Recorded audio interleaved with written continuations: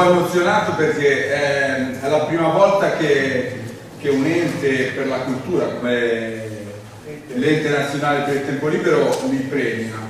E ci tengo particolarmente, sono molto onorato di questo premio e è il motivo per il quale sono piuttosto emozionato.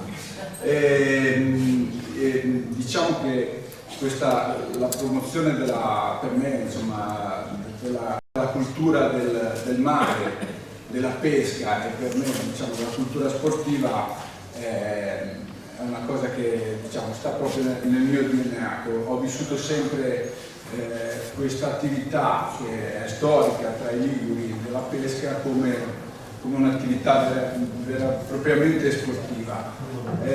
Ho cercato di viverla al meglio che posso, soprattutto mi ha dato delle una conferimento di questo. Ringrazio tutti e ancora complimenti per la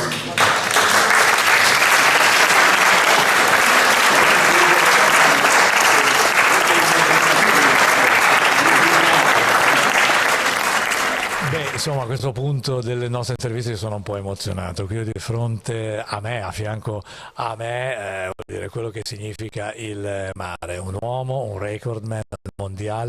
Subito raccontare la storia, no? Di questo record della pesca in apnea. Esatto, allora intanto la pesca in apnea è uno sport. Ma me la spieghi, perché io allora così perlomeno iniziamo dalla spiegazione. Allora. Si lega molto alla cultura, diciamo, dei liguri, che è una cultura del mare, una cultura della pesca, e nel mio caso è stata interpretata anche come una cultura dello sport, diciamo. Io mi sono sempre sentito più un atleta che un pescatore.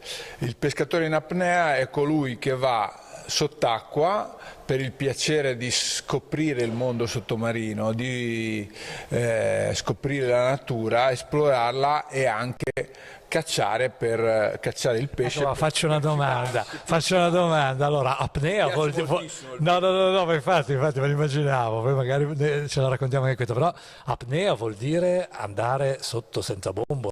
Ecco, no, questo che è la cosa che insomma significa semplicemente andare nell'elemento acqueo trattenendo il respiro, quindi con delle tecniche moderne che consentono una ventilazione controllata che scongiura il pericolo, perché ecco, la pesca subacquea in apnea è anche abbastanza pericolosa se non eseguita con le dovute istruzioni, perché il rischio principe si chiama sincope anossia, è lo svenimento per cui molti apneisti, specie praticando la pesca in apnea in solitaria, possono quindi avere... ci vuole una preparazione fisica e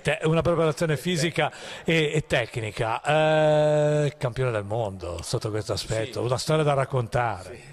Sì, diciamo, questa è una cosa, il World Record Abyssal Spearfishing è un'impresa sportiva che sarebbe la cattura profonda fatta in apnea, deriva un po' dal mio amore per la pesca in apnea, per l'esplorazione di nuovi posti dove si possono incontrare dei pesci meravigliosi, quindi di solito è il concetto del relitto, cioè il relitto, come la Haven qui fuori da Genova, è un posto particolare che proprio per la sua natura morfologica attira la vita e quindi concentra anche la qualità dell'esperienza, dell'esplorazione in funzione della pesca.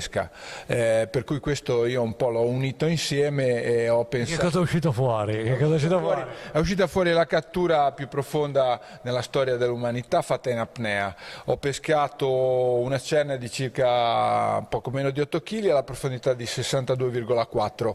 Questo è successo nel 2013, diciamo che adesso siamo nel 2023, io sono ritornato ieri dalla Sardegna dove ho cercato di migliorare il Gabriele del Bene del 2013 che ha stabilito questo record all'età di allora 46 e ora ne ho 56, ho fatto delle immersioni fino a 71 metri di profondità, purtroppo nella settimana che avevo scelto per l'incontro del pesce non si è presentato il pesce. Se mancava il pesce, scusa. No, ma io volevo, venga qua, volevo sapere, ma poi quella cernia l'avete cucinata? Beh sì, la cernia, io sono un amante della cucina e mi diletto anche, diciamo, di di cucinare il pesce, mi piace moltissimo crudo, quindi di solito quando viene catturato immediatamente dopo poche ore finisce. Vabbè, però non si è presentata, siamo quasi in conclusione dell'intervista.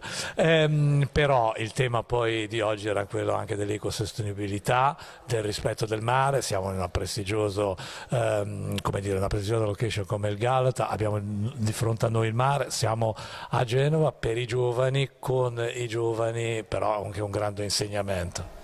Sì, il pescatore in apnea, per come lo vedo io, in funzione della tutela dell'ambiente è anche diciamo un osservatore dei cambiamenti del mare, dei cambiamenti in funzione anche dei cambiamenti climatici. Ad esempio in questi ultimi 40 anni io nella mia esperienza ho potuto fotografare in quello che dal punto di vista evoluzionistico è un battito di ciglia dei cambiamenti incredibili, ad esempio l'arrivo di pesci come il pesce serra che prima non esisteva, adesso ha occupato le nuove nicchie ecologiche, l'esposizione incredibile dal punto di vista della cernia che non c'era e con l'innalzamento della temperatura è esplosa, è una specie, quindi insomma. Però il pesce che si doveva presentare per migliorare il record non si è presentato. All'appuntamento non abbiamo visto nessuno.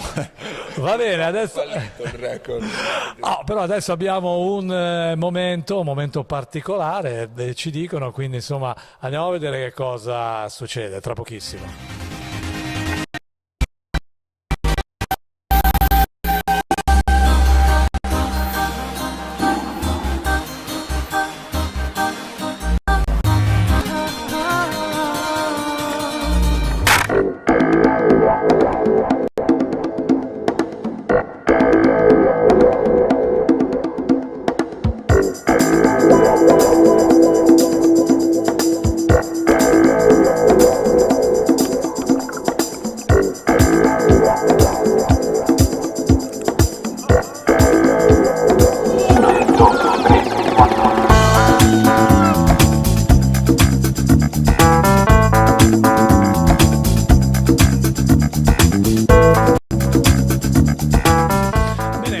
Della nostra intervista abbiamo anche un piacevolissimo colpo di scena. C'è qualcuno che ti vuol premiare? Allora facciamo venire. Prego, avanti.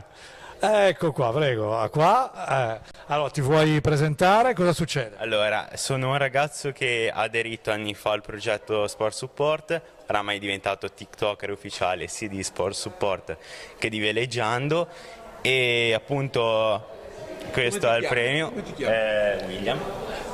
Qui suggelliamo, prego, ecco, suggelliamo la consegna, insomma fa piacere, no? Una premia fa sempre piacere. È stato un piacere, oltre che essere premiato da William, da essere premiato da Entel, l'ente nazionale del tempo libero, perché insomma rappresenta comunque la cultura del mare, dello sport e della pesca. Bene, e allora con questa stretta di mano e questa premiazione